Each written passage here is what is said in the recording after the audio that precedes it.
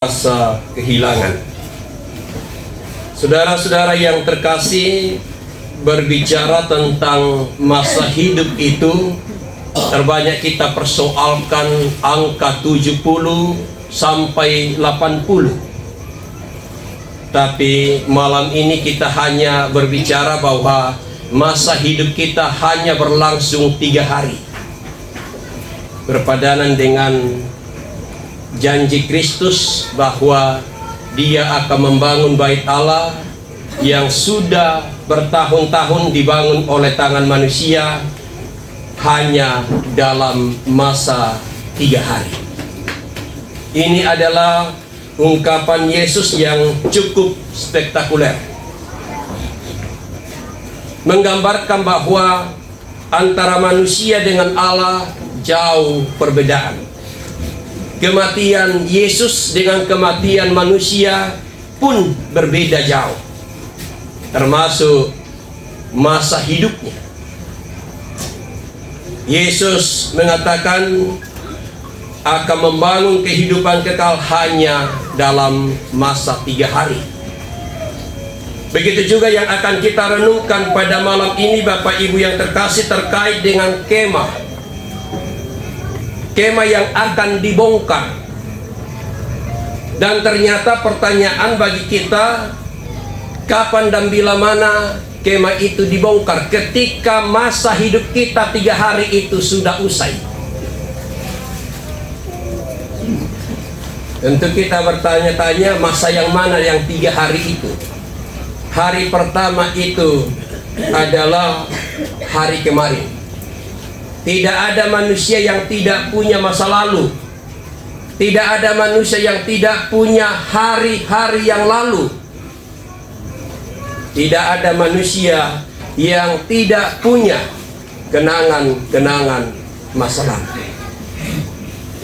Ini adalah sebuah fase kehidupan yang kadangkala mengantar manusia masuk di dalam hari kedua. Namun ada juga orang yang gagal memasuki fase yang kedua, yaitu hari yang kedua. Ini salah satu cikal bakal mengapa kita menghayati dan mendalami tentang Rabu Abu, Kamis Putih, Jumat Agung, Sabtu Sunyi, sampai pada kebangkitan. Dari rentetan ini, saudara-saudara, kita akan difokuskan pada 3 hari itu. Dikatakan kalau 3 hari itu tidak genap, maka semuanya akan sia-sia. Karena di dalam 3 hari itu kita akan melihat yang namanya kematian, keheningan, dan kebangkitan. Namun pada malam ini, saudara-saudara, kita akan melihat hari kemarin, hari ini, dan hari esok.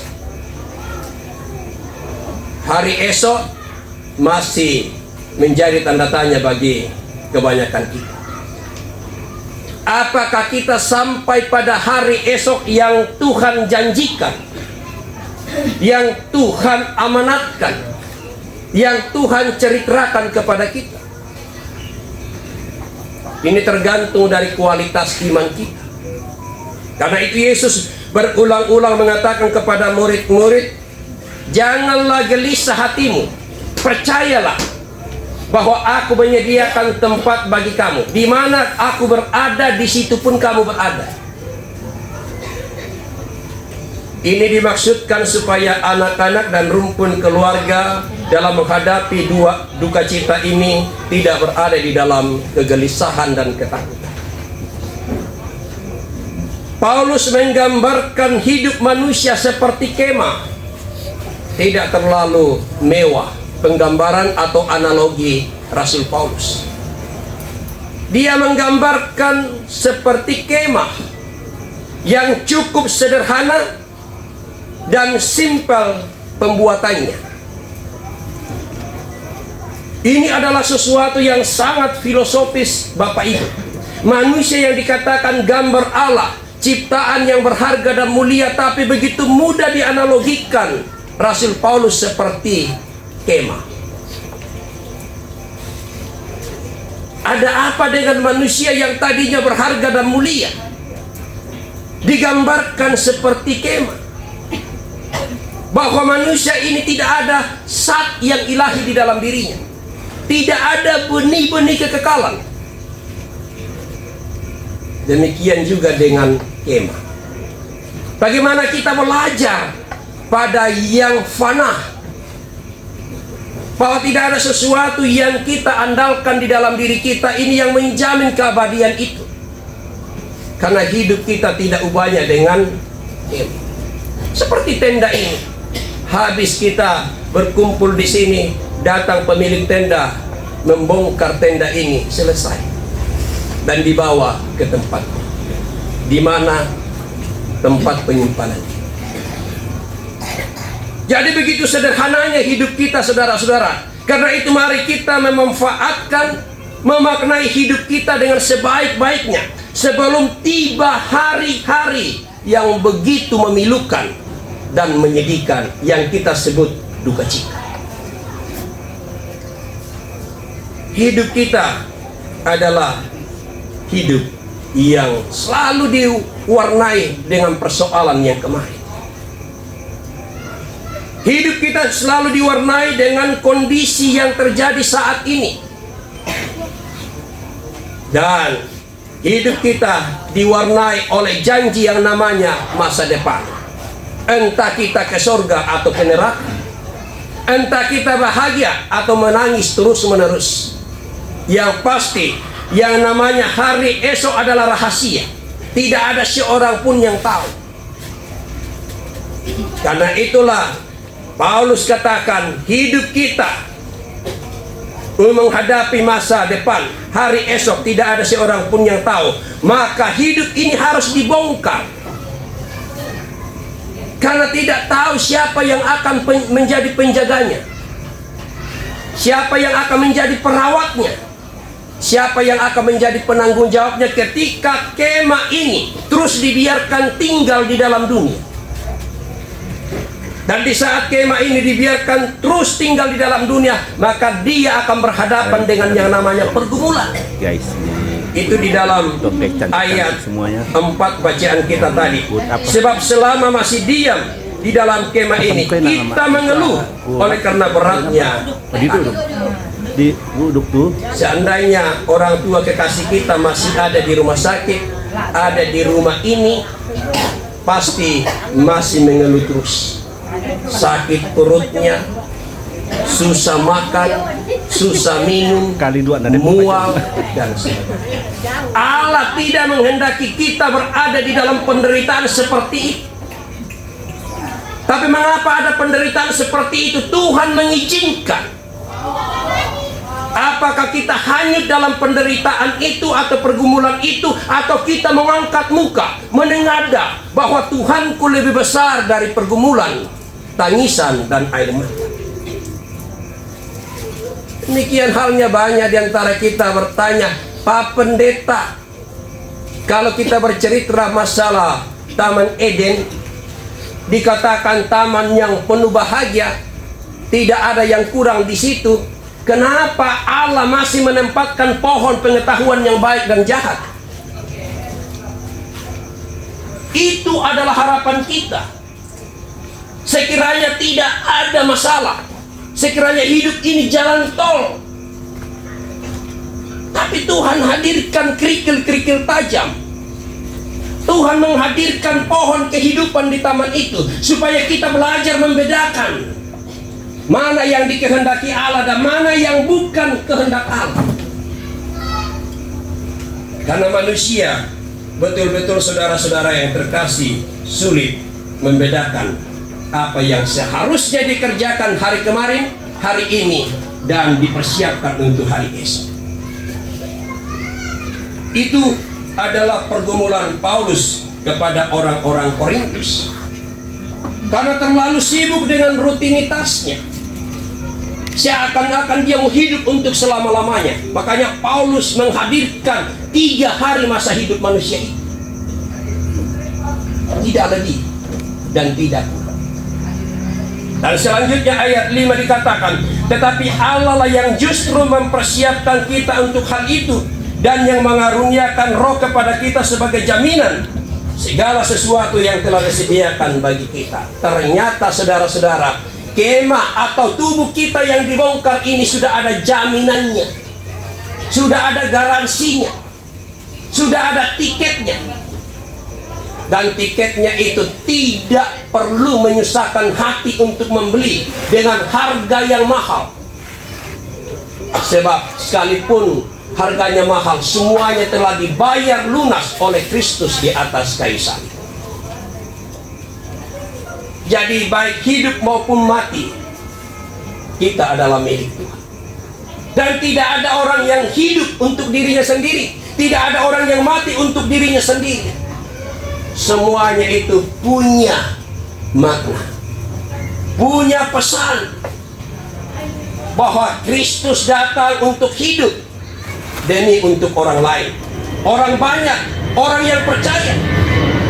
Bukan hidup untuk dirinya sendiri, dan dia mati bukan untuk dirinya sendiri, tapi untuk keselamatan bagi semua. Sehingga saudara-saudara yang terkasih di dalam Yesus Kristus, apa yang harus kita lakukan di tengah-tengah kesadaran bahwa tenda atau kemah ini akan dibongkar? Apa yang akan kita lakukan? Ada beberapa poin. Jadi baru malam ini saya akan singkat berkhotbah, sudah mau penutup ini. Jadi karena banyak acara, jadi yang akan kita lakukan saudara-saudara, jadikanlah kehadiran kita di dunia ini sebagai kehadiran yang disenangi. Itu pertama. Jadikan kehadiran kita di dunia ini sebagai kehadiran yang disenangi. Siapapun, kapanpun, dan dimanapun kita berada. Itu prinsip. ajaran Kristus.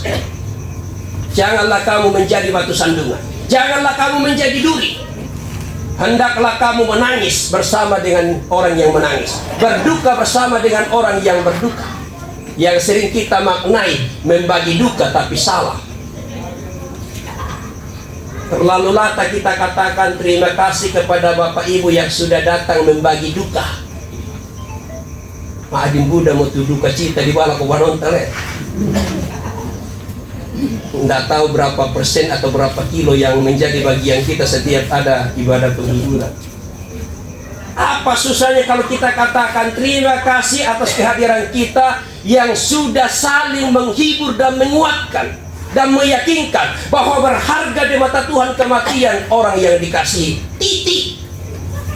Daripada kita berdiplomasi terima kasih kehadirannya yang sudah membagi duka. Bisa raka dibagi itu duka. Mereka papan. Yang nggak bisa dibagi itu setidaknya persen misal atau sebab mudah lu kita. Yang nggak di pasan-pasan kita, karena tidak ada lagi orang yang berduka meratakan. Jadi kapan dan bila mana hidup kita tidak disenangi orang ketika kita selalu mengasumsikan segala kehidupan dalam pernyataan yang tidak berdasarkan firman. Itu yang pertama. Yang kedua, jadikanlah kehilangan kita untuk selalu dicari orang. Bisa yang nata tarampo di ko, nata itu nenek na, nata itu toma tua. Jadi jadikanlah kehidupan kita sebagai sebuah rasa kehilangan bagi orang untuk terus dicari. Artinya kita qualified, kita sangat berdampak, kita sangat berguna, kita sangat dibutuhkan. Itu yang kedua, Bapak Ibu. Tapi bahasa itu, prinsip itu tidak pernah diajarkan oleh Paulus kepada orang-orang Korintus. Paulus tetap katakan, seseorang yang sangat dicari kehadirannya adalah orang yang sangat dibutuhkan. Dan sekiranya kita menjadi orang-orang itu. Yang ketiga, jadikanlah kepergian kita sebagai kepergian yang selalu dirindukan,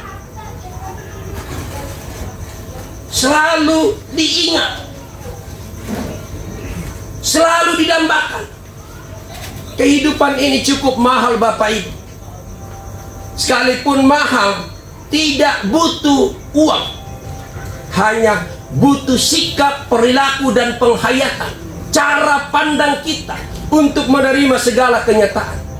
Sehingga ketika kita pergi, baik dalam hal yang menyenangkan maupun dalam hal yang menyedihkan, sekiranya kita selalu dirindukan.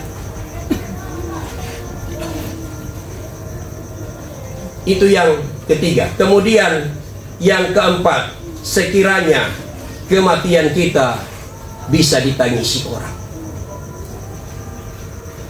Mari kita belajar COVID kemarin. Saya ulang lagi, jarang sekali orang dimakamkan dengan ratap tangis.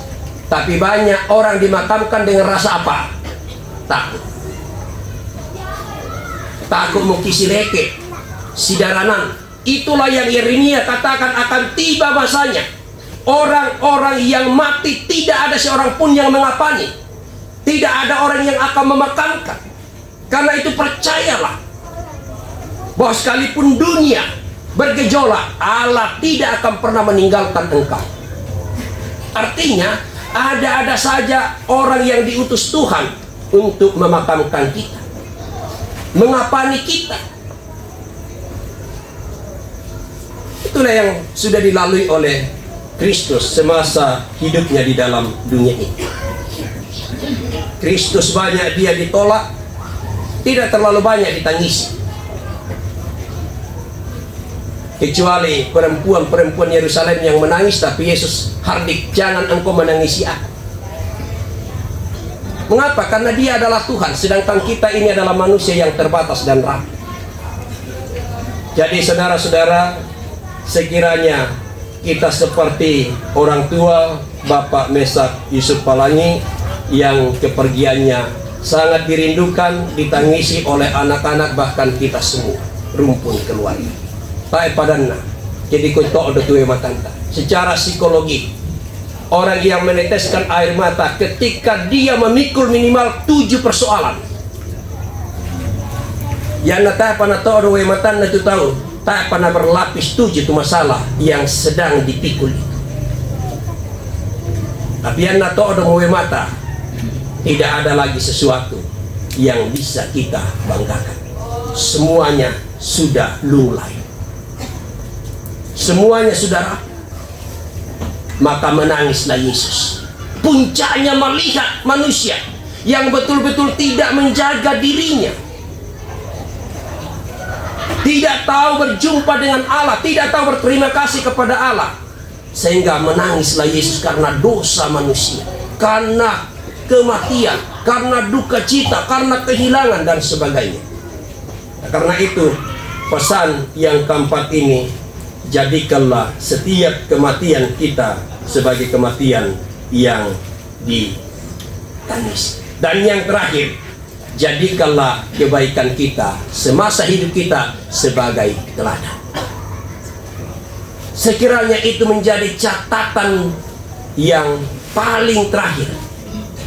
Biarlah masa hidup kita selalu menjadi teladan, supaya para saudara-saudara kita, keluarga-keluarga kita tidak hanyut dalam kebohongan menyampaikan belasungkawa.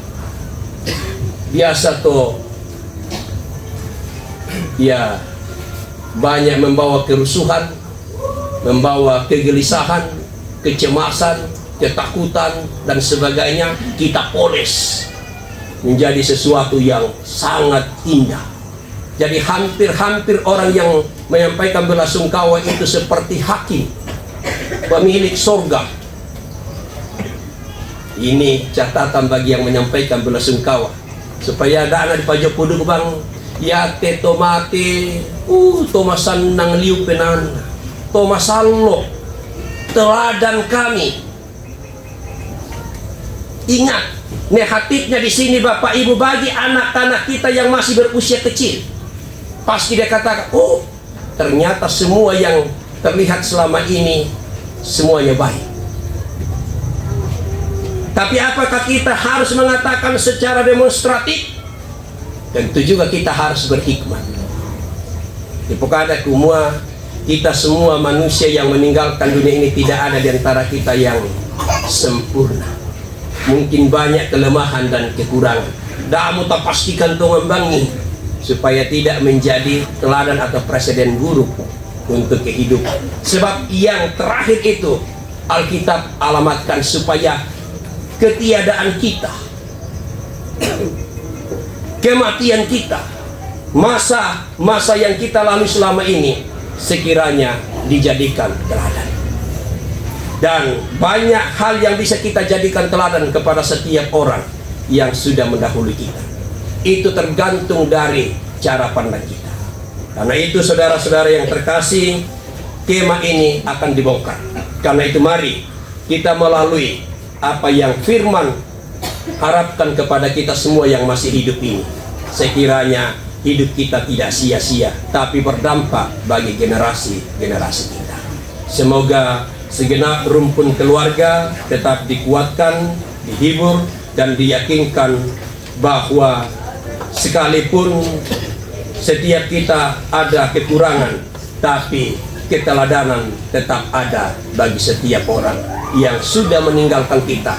Minimal keteladanan sudah menjadi seorang ayah, seorang suami, seorang kakek, dan seorang bagian dari keluarga dalam kerukunan maupun di dalam berbagai dunia kerja yang sudah dilewati sebagai masa-masa di mana dia mengabdikan dan mendedikasikan hidupnya kepada Tuhan.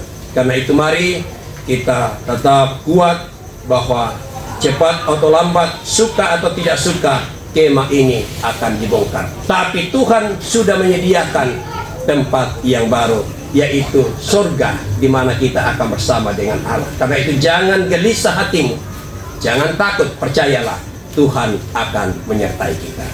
Roh Kudus menolong dan Tuhan memberkati. Amin.